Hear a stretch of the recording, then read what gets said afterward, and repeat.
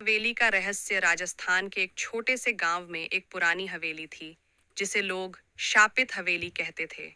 कोई नहीं जानता था कि हवेली में ऐसा क्या था, लेकिन जिसने भी वहां जाने की कोशिश की वह या तो पागल हो गया या कभी वापस नहीं आया।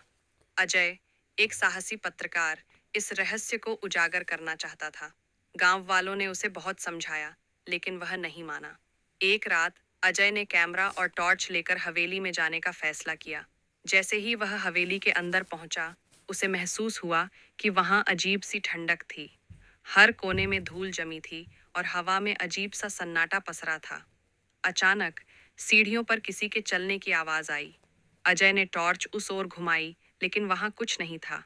तभी एक पुरानी अलमारी अपने आप हिलने लगी। उसकी सांसें तेज हो गईं। उसने हिम्मत जुटाकर अलमारी खोली तो अंदर एक पुरानी किताब पड़ी थी।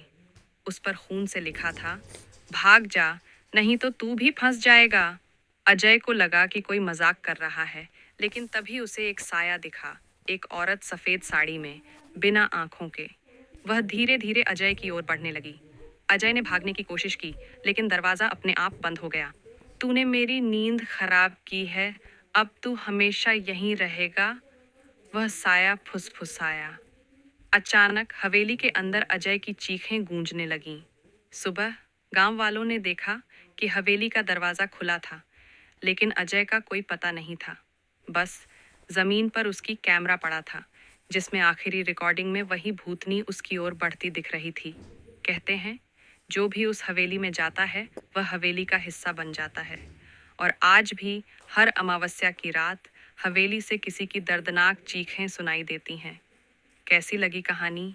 और चाहिए